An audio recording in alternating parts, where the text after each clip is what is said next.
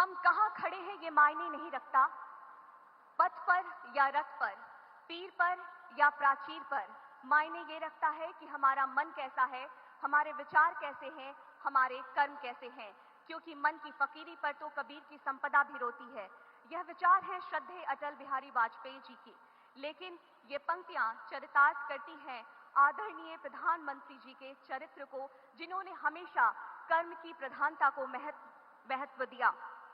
उपस्थित अतिथियों, अद्भुत एवं विराट व्यक्तित्व के धनी हम सभी के अति प्रिय, जिनकी संकल्प शक्ति पर 140 करोड़ भारतीयों को गर्व है, मैं माननीय प्रधानमंत्री जी से विनम्रता पूर्वक निवेदन करती हूं कि आज के पुनीत अवसर पर हम सभी को अपना आशीर्वाद प्रदान करने की कृपा करें। माननीय, जोरदार तालियों के साथ हम अभिवादन करें आदरणीय प्रधानमंत्री जी का।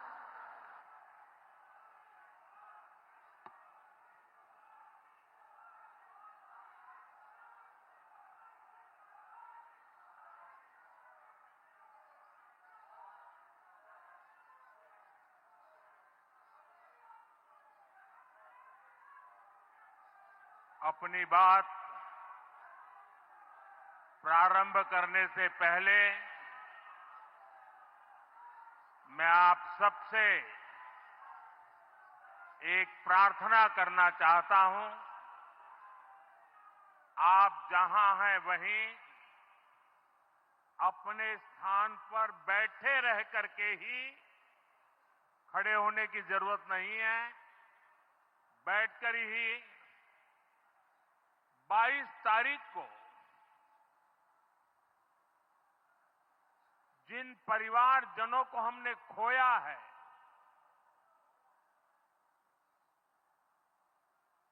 उनको श्रद्धांजलि देने के लिए कुछ पल हम अपने स्थान पर बैठ करके ही, मौन रख करके, अपने अपने आराध्य देव का स्मरण करते हुए उन सबको श्रद्धांजलि देंगे। उसके बाद मैं आज अपनी बात प्रारंभ करूंगा।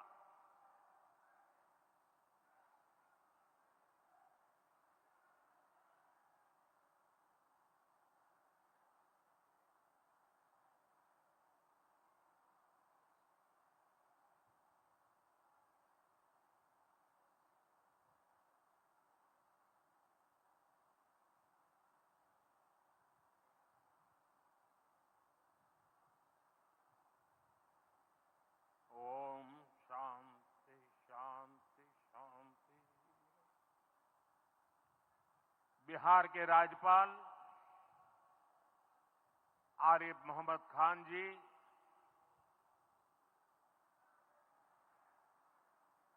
यहां के लोकप्रिय मुख्यमंत्री मेरे मित्र श्रीमान नीतीश कुमार जी, मंच पर उपस्थित अन्य सभी वरिष्ठ महानुभाव और बिहार के मेरे प्यारे भाई और बहनों, आज पंचायती राज दिवस के मौके पर पूरा देश मिथिला से जुड़ा है, बिहार से जुड़ा है। आज यहां देश के, बिहार के विकास से जुड़े हजारों करोड़ रुपए के प्रोजेक्ट का शिलान्यास और लोकार्पण हुआ है। बिजली, रेल, इंफ्रास्ट्रक्चर के इन विभिन्न कार्यों से बिहार में रोजगार के नए मौके बनेंगे। आज राष्ट्र कवि रामधारी सिंह दिनकर जी की पुण्यतिथि भी है। मैं उन्हें विनम्र श्रद्धांजलि अर्पित करता हूं। साथियों, बिहार वो धरती है जहां से पूज्य बापू ने सत्याग्रह के मंत्र का विस्तार किया था। पूज्य बापू का दृढ़ विश्वास था कि जब तक भारत के गांव मजबूत नहीं होंगे तब तक भारत का तेज विकास नहीं हो पाएगा। देश में पंचायती राज की परिकल्पना के पीछे यही भावना है। बीते दशक में पंचायतों को सशक्त करने के लिए एक के बाद एक कदम उठाए गए। टेक्नोलॉजी के माध्यम से भी पंचायतों को मजबूत किया गया। बीते दशक में 2 लाख से ज्यादा ग्राम पंचायतों को इंटरनेट से जोड़ा गया है। 5.5 लाख से ज्यादा कॉमन सर्विस सेंटर्स गांवों में बने। पंचायतों के डिजिटल होने से एक और फायदा हुआ है। जीवन मृत्यु प्रमाण पत्र, भूमि धारण प्रमाण पत्र, ऐसे कई दस्तावेज आसानी से प्राप्त कर सकते हैं। आजादी के अनेक दशकों बाद जहां देश को संसद की नई इमारत मिली, वहीं देश में 30,000 नए पंचायत भवन भी बनाए गए। पंचायतों को पर्याप्त फंड मिले, ये भी सरकार की प्राथमिकता रही है। बीते 10 साल में 2 लाख करोड़ रुपए से ज्यादा का फंड पंचायतों को मिला है। ये सारा पैसा गांव के विकास में लगा है। साथियों, ग्राम पंचायतों की एक और बड़ी समस्या भूमि विवाद से जुड़ी रही है।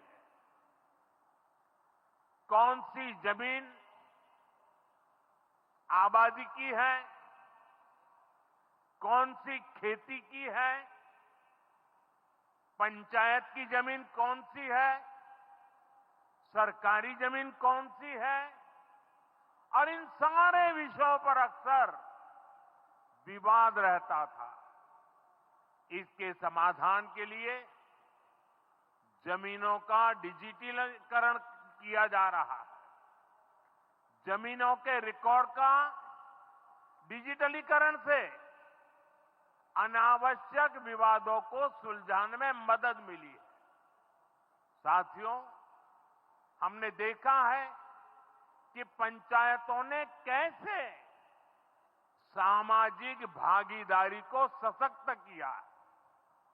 बिहार देश का पहला राज्य था जहां महिलाओं को इनमें 50% आरक्षण की सुविधा दी गई, और इसलिए मैं नीतीश जी का अभिनंदन करता हूं।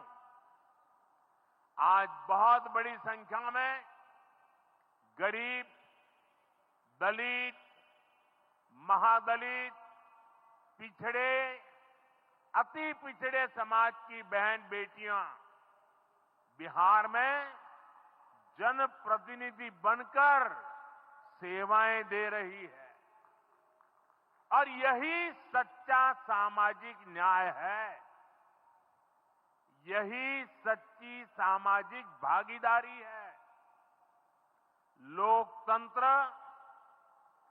ज्यादा से ज्यादा भागीदारी से ही समृद्ध होता है, सशक्त होता है। इसी सोच के साथ लोकसभा और विधानसभा में महिलाओं के लिए 33% आरक्षण का कानून भी बनाया गया है। इसका लाभ देश के हर राज्य की महिलाओं को होगा, हमारी बहन बेटियों को ज्यादा प्रतिनिधित्व मिलेगा। साथियों, देश में महिलाओं की आय बढ़ाने के लिए रोजगार, स्वरोजगार के नए अवसर बनाने के लिए सरकार मिशन मोड में काम कर रही है। बिहार में चल रहे जीविका दीदी इस कार्यक्रम से अनेक बहनों का जीवन बदला है। आज ही यहां बिहार की बहनों के स्वयं सहायता समूहों को करीब 1000 करोड़ रुपए की मदद दी गई है। इससे बहनों के आर्थिक सशक्तिकरण को और बल मिलेगा। ये देश में 3 करोड़ लखपति दीदी बनाने के लक्ष्य की प्राप्ति में और सहयोगी बनेगा। साथियों, बीते दशक में ग्रामीण अर्थव्यवस्था को नई गति मिली है। गांवों में गरीबों के घर बने, सड़कें बनी, पक्के रास्ते बने हैं, गांवों में गैस कनेक्शन पहुंचे, पानी के कनेक्शन पहुंचे, शौचालय बने हैं। ऐसे हर काम से गांव में लाखों करोड़ रुपए पहुंचे हैं। रोजगार के नए अवसर भी बने हैं। मजदूर से लेकर किसान और गाड़ी वाले से लेकर दुकानदार तक सबको कमाई के नए मौके मिले हैं। इससे उस समाज को सबसे अधिक फायदा हो रहा है जो पीढ़ियों से वंचित रहे थे। मैं आपको पीएम आवास योजना का उदाहरण दूंगा। इस योजना का लक्ष्य है देश में कोई भी गरीब परिवार बेघर ना हो, सबके सिर पर पक्की छत हो। अभी जब इन माताओं बहनों को मैं घर की चाबी दे रहा था, उनके चेहरे पर जो संतोष नजर आ रहा है, उनमें जो नया आत्मविश्वास दिख रहा था, वो वाकई इन गरीबों के लिए काम करने की प्रेरणा का कारण बन जाता है। और इसी लक्ष्य के साथ बीते दशक में 4 करोड़ से अधिक पक्के घर बनवाए गए हैं। बिहार में भी अब तक 57 लाख गरीब परिवारों को पक्के घर मिल चुके हैं। ये घर गरीब, दलित, पिछड़े, अति पिछड़े, पसमानदा परिवार, ऐसे समाज के वंचित परिवारों को मिले हैं। आने वाले सालों में 3 करोड़ और पक्के घर गरीबों को मिलने जा रहे हैं। आज ही बिहार के करीब 1.5 लाख परिवार अपने नए पक्के घर में गृह प्रवेश कर रहे हैं।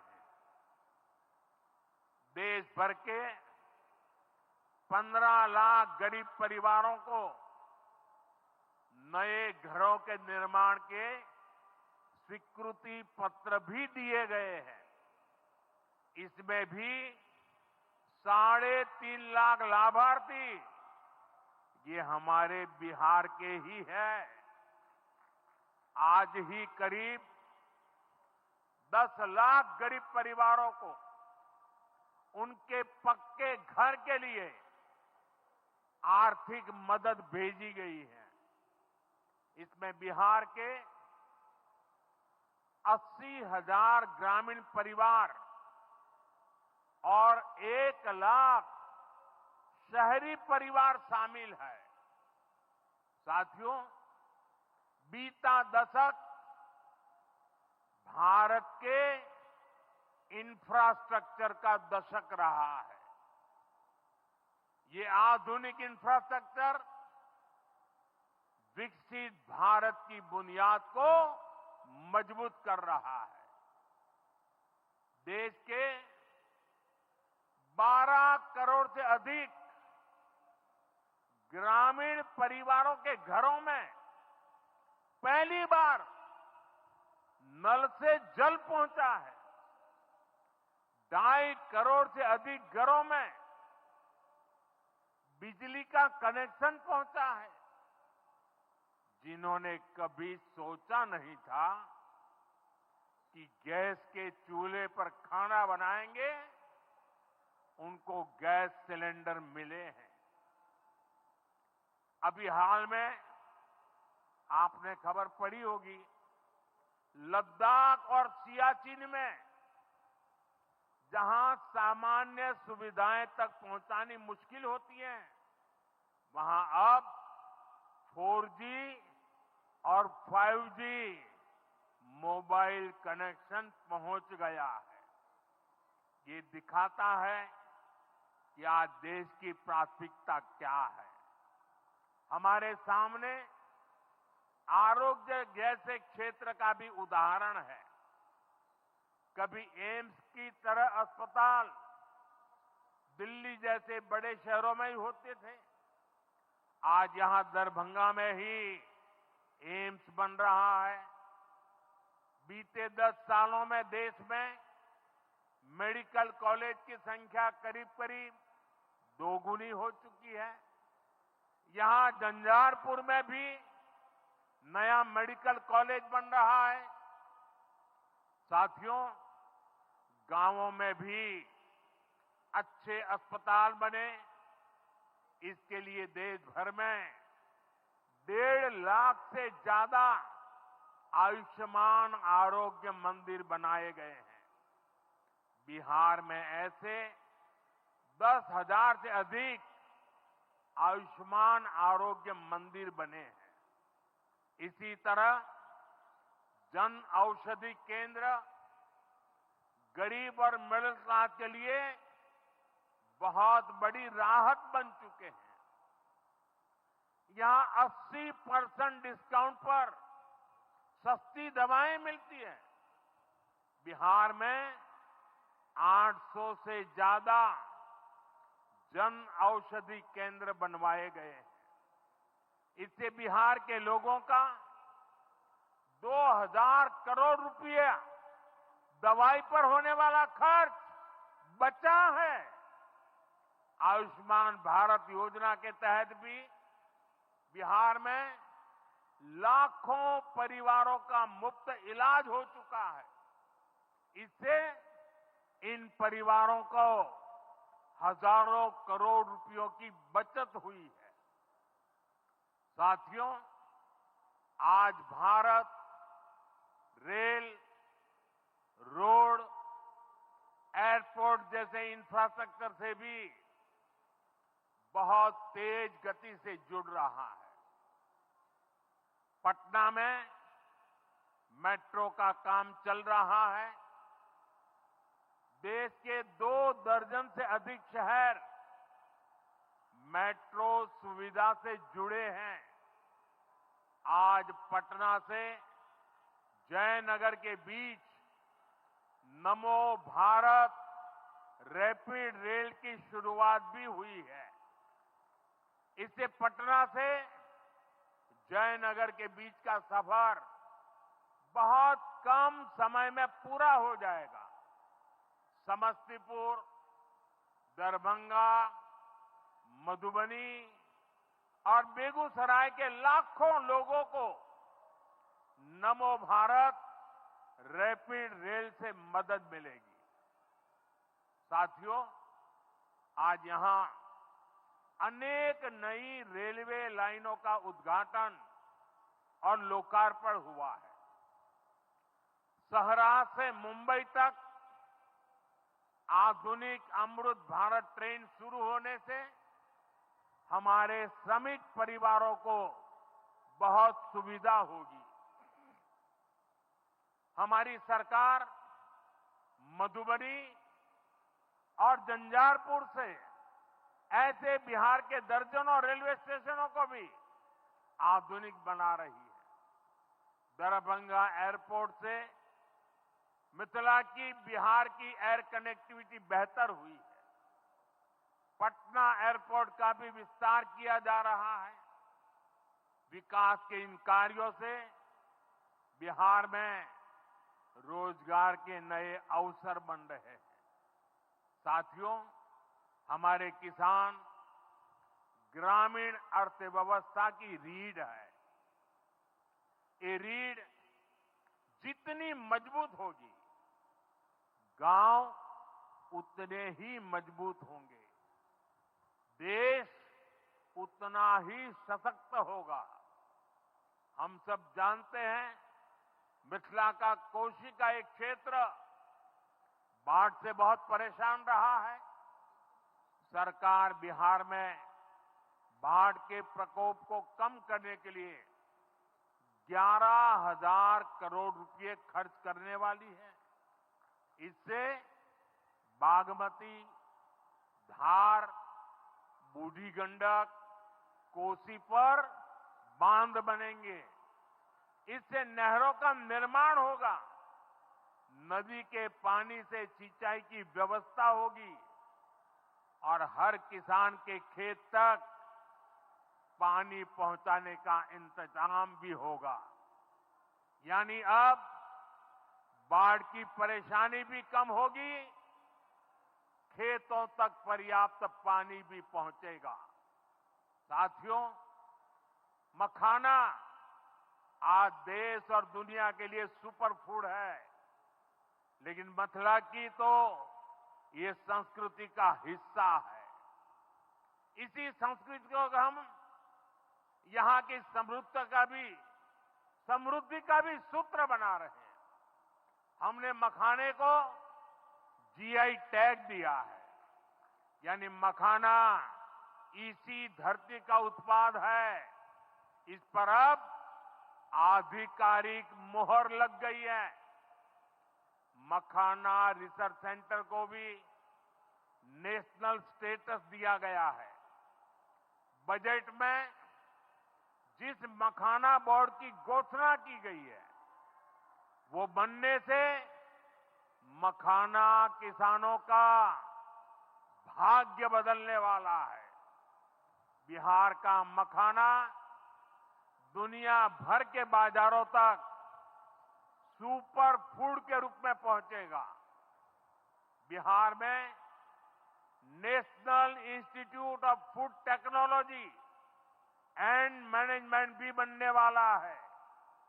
इससे यहां के नौजवानों को फूड प्रोसेसिंग से जुड़े छोटे उद्यम लगाने में और मदद मिलेगी। साथियों, खेती के साथ साथ मछली उत्पादन में भी बिहार निरंतर आगे बढ़ रहा है। हमारे मछुआरे साथी अब किसान क्रेडिट कार्ड की सुविधा का लाभ ले पा रहे हैं। इससे मछली के काम में जुटे अनेक परिवारों को लाभ हुआ है। पीएम मत्स्य संपदा योजना के तहत भी बिहार में सैकड़ों करोड़ रुपए के काम हुए हैं। साथियों,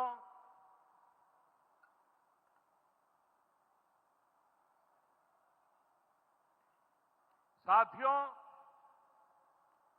22 अप्रैल को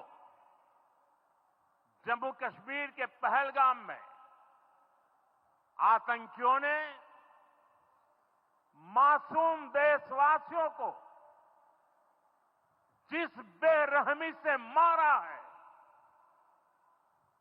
उससे देश व्यथित है, कोटि कोटि देशवासी दुखी हैं। सभी पीड़ित परिवारों के इस दुख में पूरा देश उनके साथ खड़ा है। जिन परिवारजनों का अभी इलाज चल रहा है, वे जल्द स्वस्थ हो, इसके लिए भी सरकार हर प्रयास कर रही है।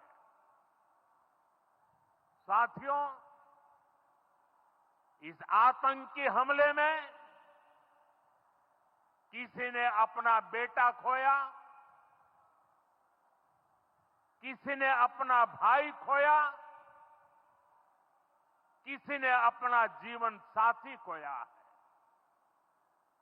उनमें से कोई बांग्ला बोलता था, कोई कन्नड़ा बोलता था, कोई मराठी था, कोई ओडिया था, कोई गुजराती था, कोई यहां बिहार का लाल था।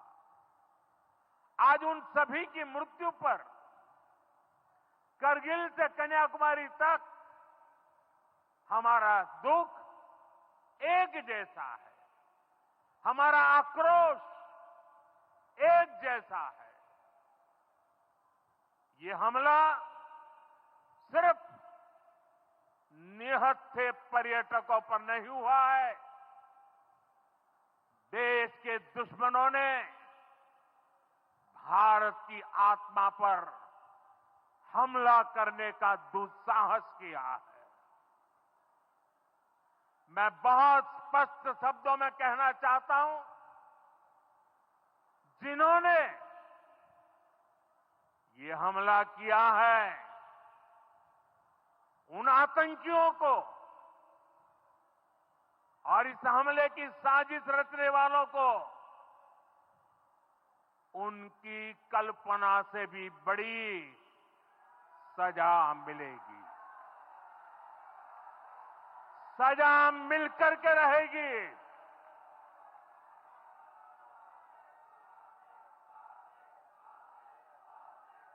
अब आतंकियों की बची खुची जमीन को भी मिट्टी में मिलाने का समय आ गया है।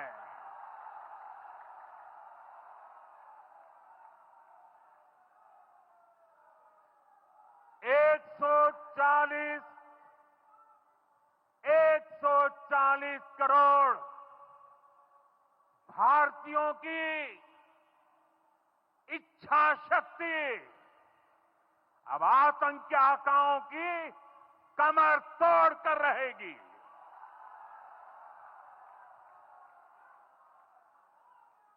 Friends, today from the soil of Bihar, I say to the whole world, India will identify, track and punish every terrorist and their backers.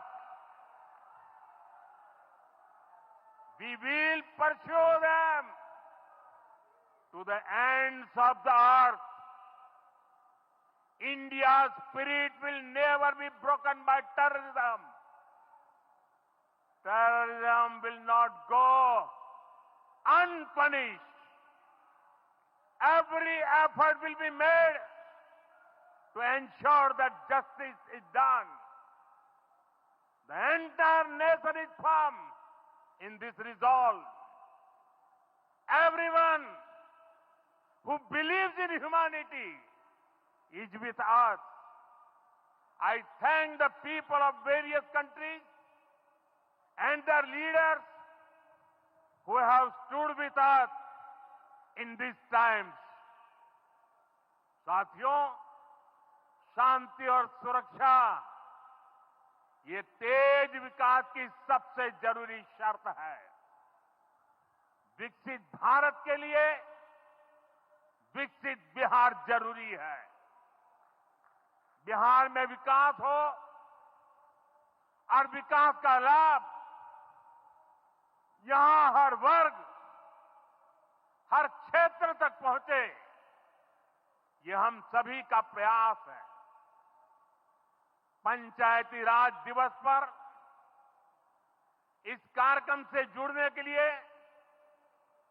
मैं एक बार फिर आप सभी का आभार व्यक्त करता हूं। बहुत बहुत धन्यवाद। मेरे साथ बोले, भारत माता की, भारत माता की, भारत माता की।